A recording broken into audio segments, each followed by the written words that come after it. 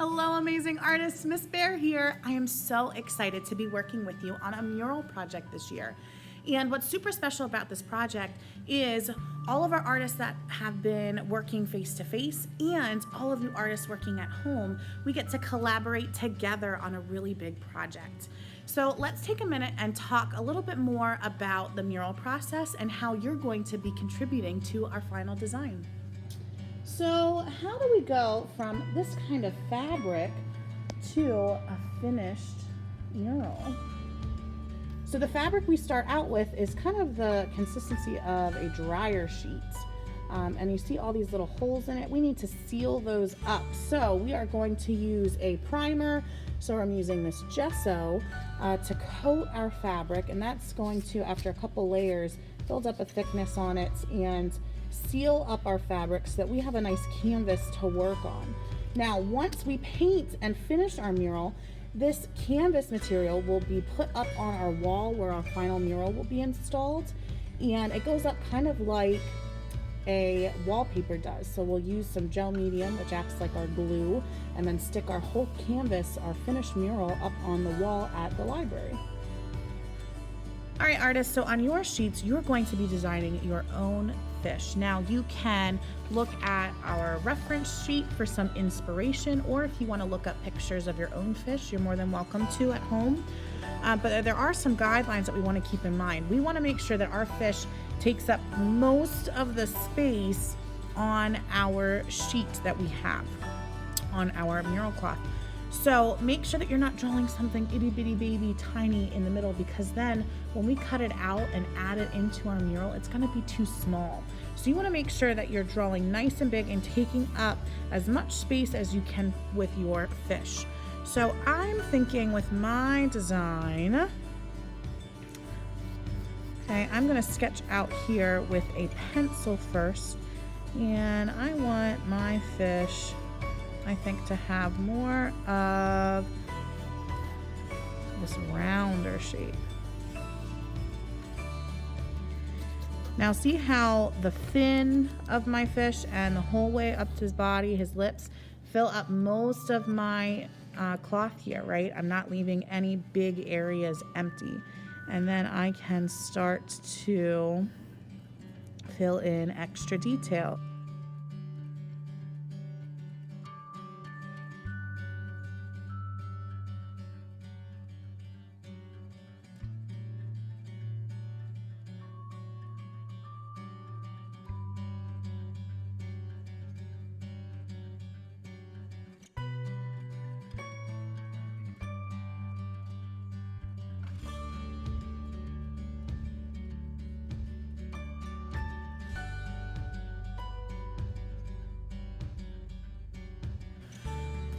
When it comes to painting, artists, it's important that you use the acrylic paints that you got at pickup time, because our mural is going to be outside and it's going to be out in exposed to different weather conditions, and our acrylic paint is made to be outdoors and stand up to all those different temperature changes and weather and rain.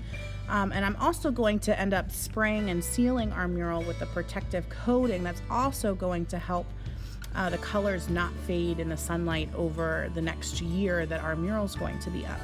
So when you're ready, after you have your fish all drawn out, then you can go ahead and start painting. And now while you're painting, remember, acrylic paint, it's permanent. So wherever it gets, it's going to stay.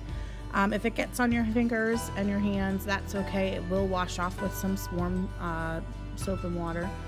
But if you get it on your clothes, it's probably not going to wash out of your clothes. If you're lucky and you catch it while it's still wet, you might be able to wash it out. But if it dries, that paint is not moving, friends. So make sure that you're being nice and neat while you're painting, and you're protecting your clothes, that you're not getting any paint on yourselves. Now, as you're painting, you want to make sure that you are using a very even coating of paint that is going to seal up any of the white that's showing. So as you're painting, if you see any little white speckles peeking through, you want to add another layer of paint over top to seal that up.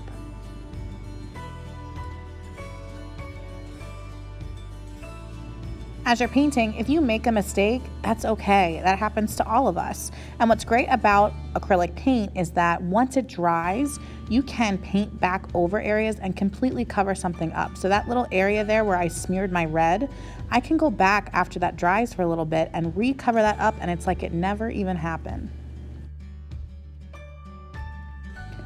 You can even experiment with layering and blending your colors together while your paint is still wet.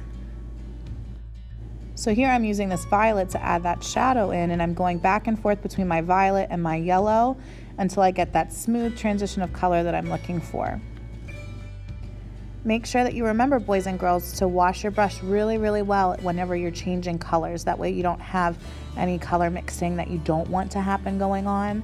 And it helps if you dry your brush off from any extra water, because water added to our acrylic paint might make it a little bit too runny to work with. I love layering with my acrylic paints. That might be something that you're interested in doing in your artwork as well. It gives you an opportunity to add in a lot of highlights and shadows and different textures into your fish.